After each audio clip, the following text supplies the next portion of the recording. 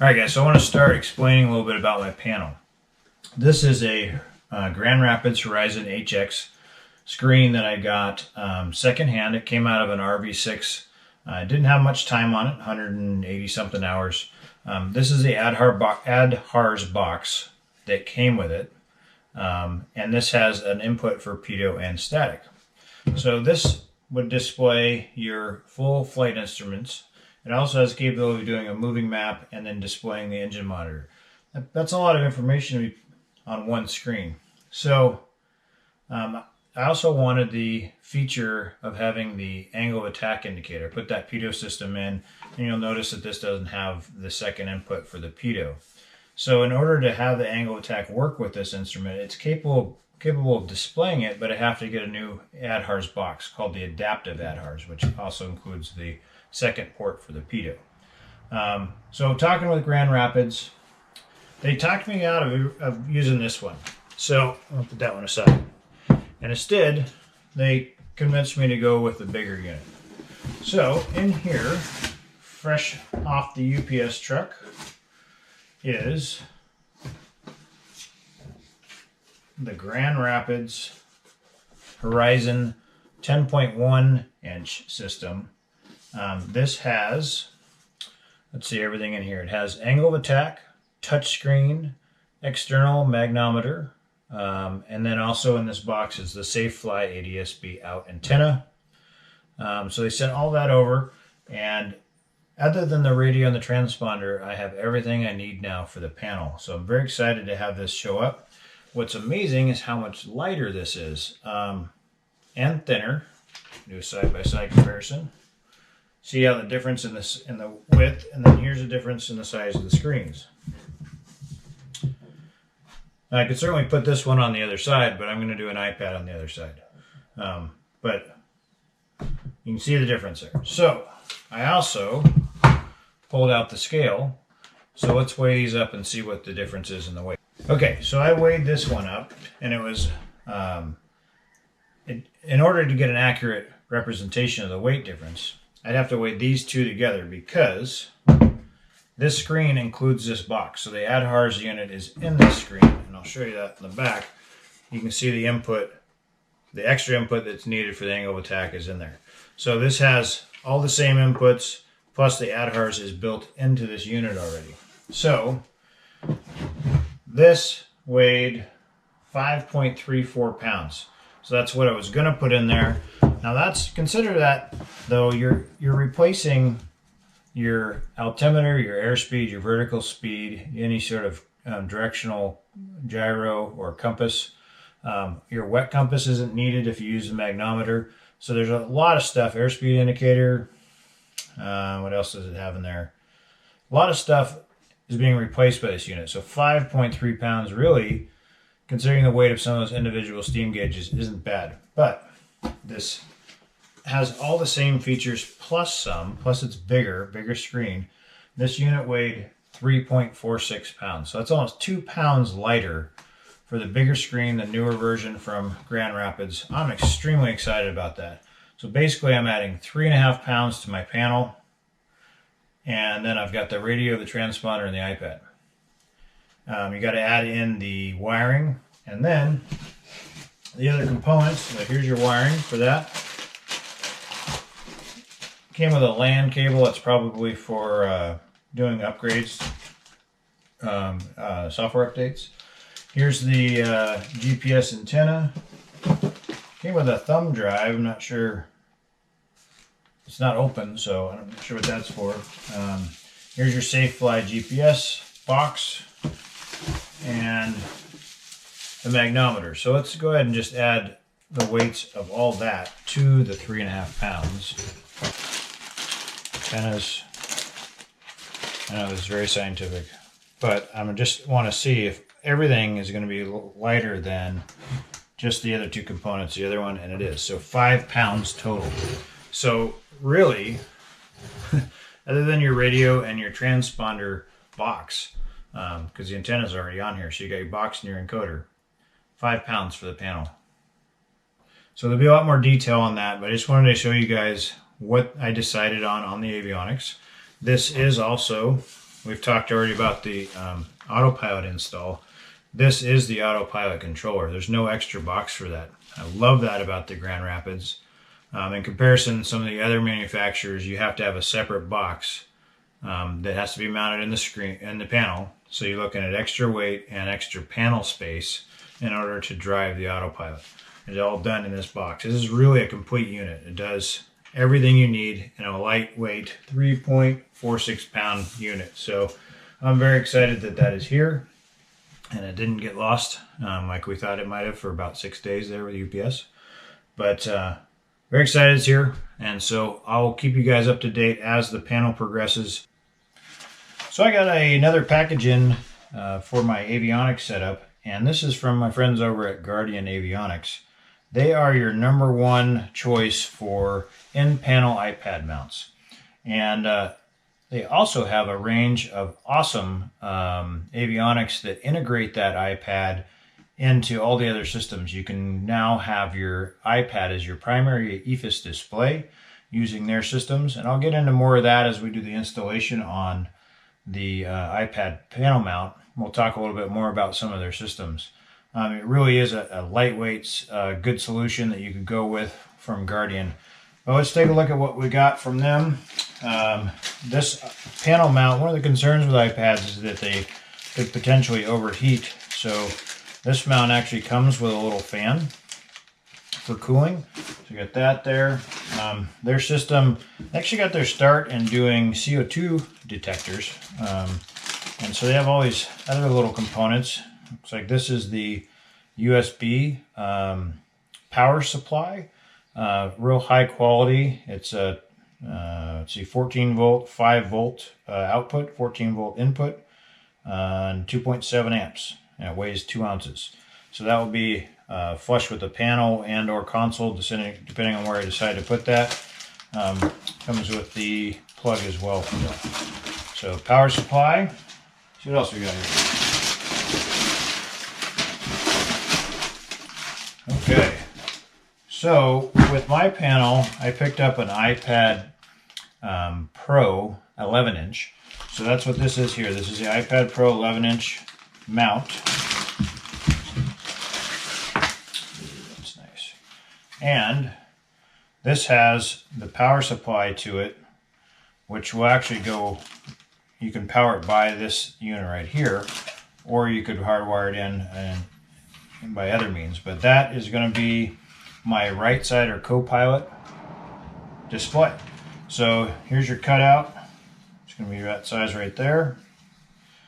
Looks like you got 1, 2, 3, 4 mounting screws. It's spring loaded, so you push your pad in there. And with the iPad Pro, there's no home button, so it eliminates the need for having that extra strip on the side of the mount that allows you to push the home button. There's no home button on a Pro. Really nice design.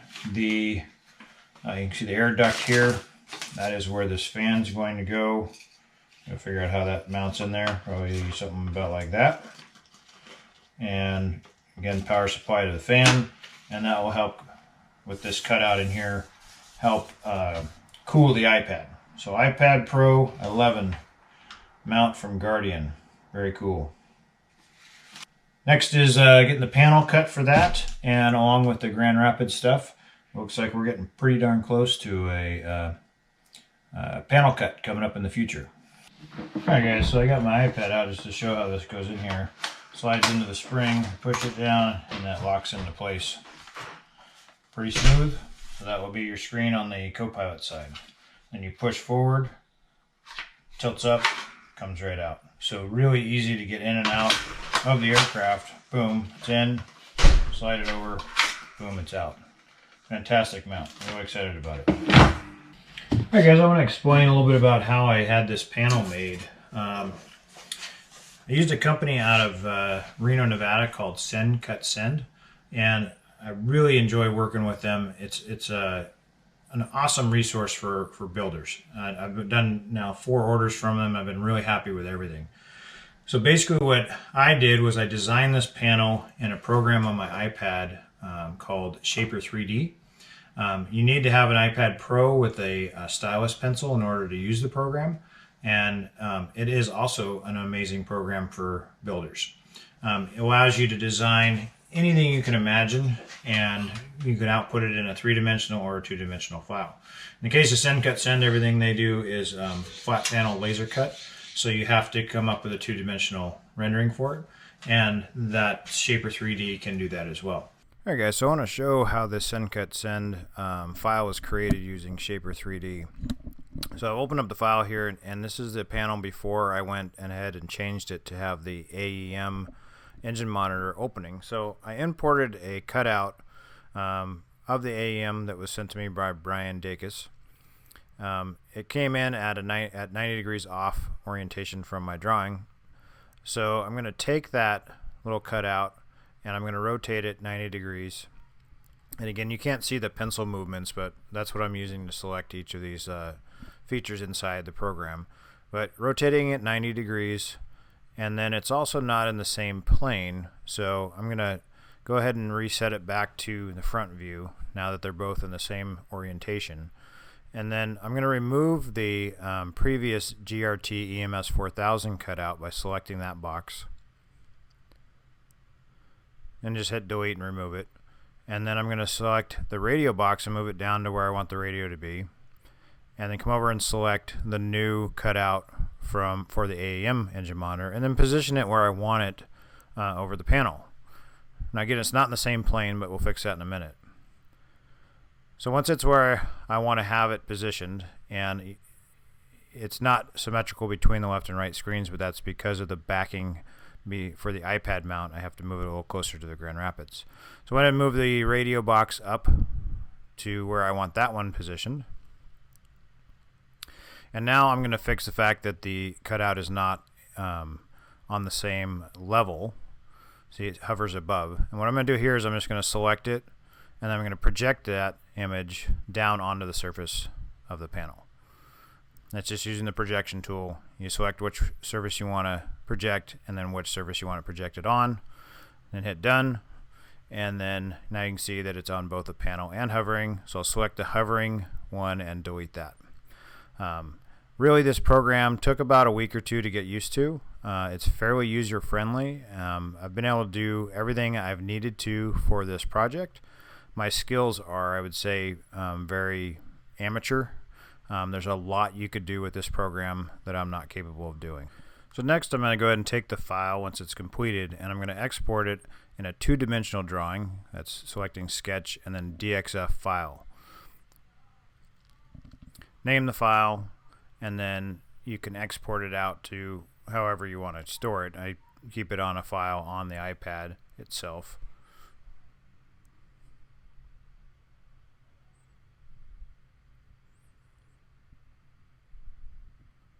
Okay, and I'm just going to share that to a file, go down to Save to Files, select where I want it to go. I actually have a Sendcutsend files in my Kitfox build files here. I find it, and here it is.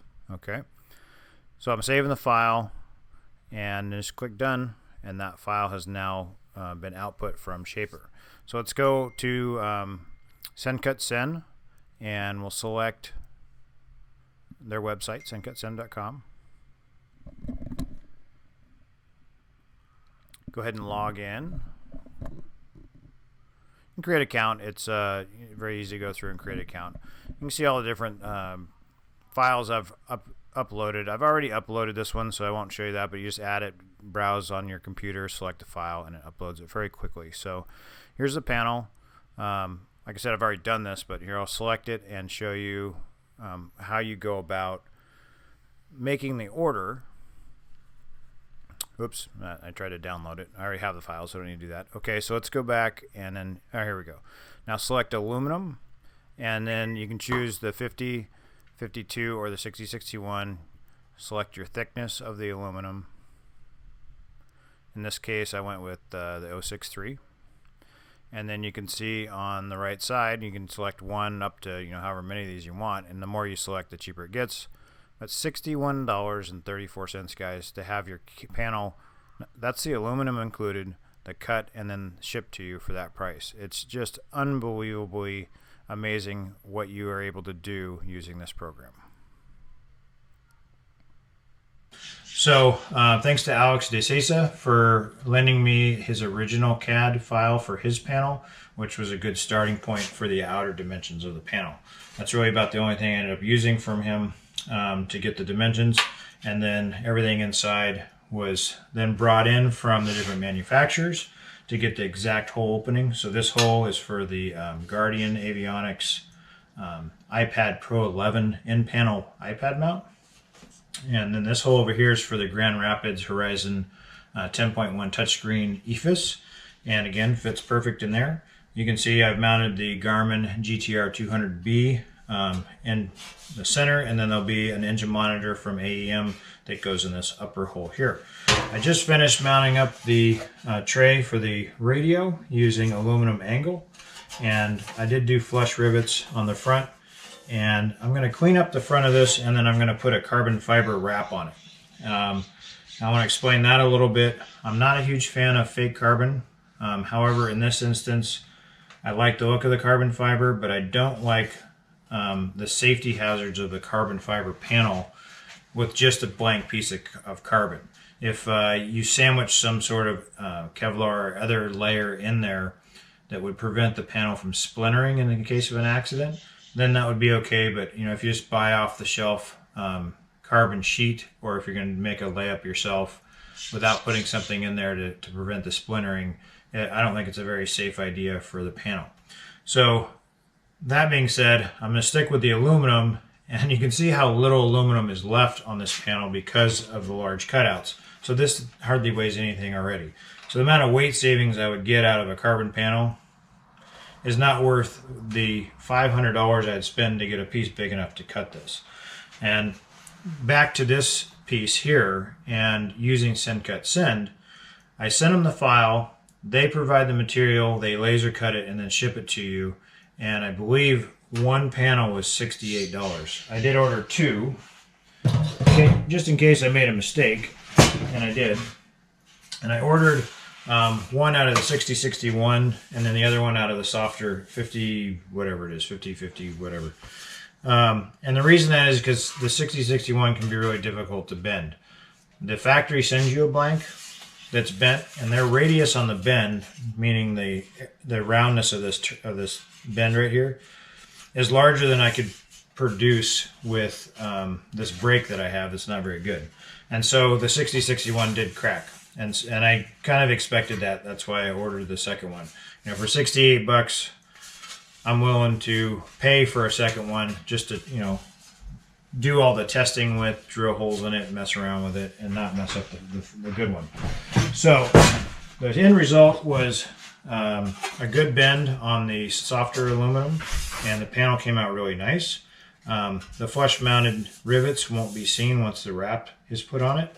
And overall, I just want you guys to know about those resources between the Shapr3D program for an iPad and Sendcutsend. Check them out. And has allowed me to make all kinds of stuff. I made up these brackets here in my program, then sent them the file and they cut them up.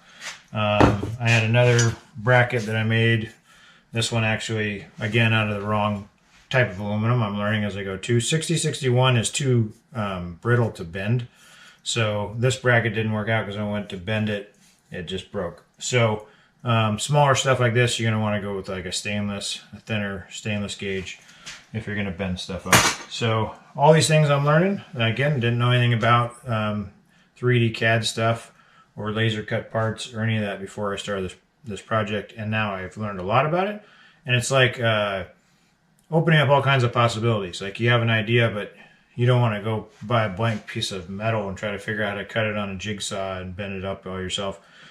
Having these resources, the computer, and then precision of laser cut it's a game changer for me. It really has provided a huge learning opportunity. So check that out. Shapr3D, Sendcutsend, a good combination. You can also use SolidWorks or any of the other CAD programs to work too. Show you real quick the bender that I used. It's a Harbor Freight 36-inch brake, and it's a piece of junk out of the box. Kind of knew that going into it. You can see this red portion right here. That's your only surface you have when you bend. And so it just would slip too much. With something in there that's 36 inches long, it just didn't have the grip on it. So I welded this piece of angle on to get more grip. And once I did that, that made a huge difference. But even then, there were still some issues with the upper part moving too much, so I welded it a little bit stronger so it wouldn't move. And I welded this bracket back here just to kind of firm everything up. I may have lost a little bit of adjustability on it by doing that, but I really needed it firm for this bend, and when I did do it the second time, it worked out good. So I don't recommend the Harbor Freight 36-inch brake, but when you compare the $260 price to anything else out there that's big enough to do it, you know, I couldn't afford a $1,000 brake to do one bend. I like having it in here for doing small stuff. It works really good, and with the upgrades, it's a much better tool than it was coming out of the box. But if you have access to an EAA club or a friend who has a brake, I would say use that resource instead of buying something like this. I didn't have anyone that I knew close that I could use their brake to get this done, and I always like adding tools to the shop. And with a little bit of work, it is a better tool now. So that's where I'm at on the panel. I'm going to keep going, hopefully get the wrap on it today, and then reinstall the basic instruments. I have everything except for the AEM engine monitor in the building here. So I should get everything in, and then I'll mount it up in the plane and get a picture to show. All right, so I just want to cover the vinyl real quick. This is vinyl wrap in a carbon fiber design. Got about, I ended up with about 30 feet of this stuff. And I used up probably 3 passes of carbon on this because this was a practice one off the practice panel. And I tried a couple different methods of laying it this way, laying it that way. And then when I went to do the final one, I got all the way to the end and had some bubbles I didn't like and tore it off and started over. So the trick with this is you do want to use like a scraper tool, even like a credit card, but they have special vinyl scrapers that don't gouge it. You can see there's some air bubbles, or I don't know if you can see it or not, but there's some air bubbles in this one right in the center part here that I wouldn't have been happy with if this was the final product. And basically what happens if you seal all the way around an air bubble, you can't force that out. You have to give that a route out. So if when you're laying it this way, you're working your way up and you get a bubble, you need to pull that vinyl back to let that air bubble out. So you just got to keep pulling it back and working it, and a little bit of heat from a heat gun can help you with that. The more you work it, the more it gets distorted, so the harder it gets as you get to the end. So it is a kind of a pain, but if you stick with it, and really, like this one's actually terrible, there's bubbles everywhere, but if you really stick with it and work it and work it and work it, you can get all those bubbles out. This one I wrapped the carbon fiber over. On the final one I didn't. I just cut it clean on all the edges like I did here with the switches. The switches, you just take an X-Acto knife and you cut it out. It's fairly thick stuff, so it's easy to cut, and overall I'm real happy with the way it came out. I do want to mention that Sendcutsend will soon be offering carbon fiber as an option. They got a new machine that's going to be able to cut it, but you will be able to have this cut in carbon fiber, anything cut in carbon fiber that you want to design. Again, amazing the opportunities that presents to us as aircraft builders.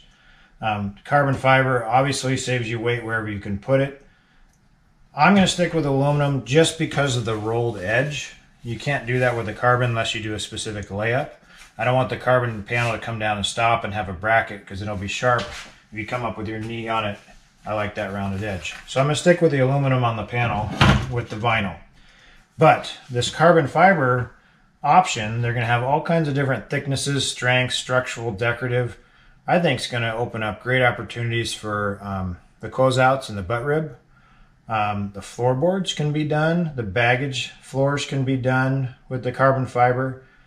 So I'm going to probably be experimenting with getting the floorboards and the baggage compartment boards transferred into a two-dimensional CAD drawing and then have them made with Sendcutsend.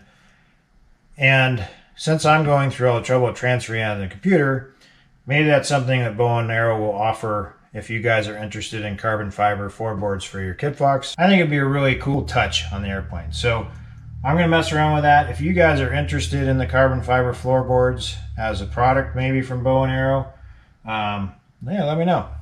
That's something I would be interested in doing.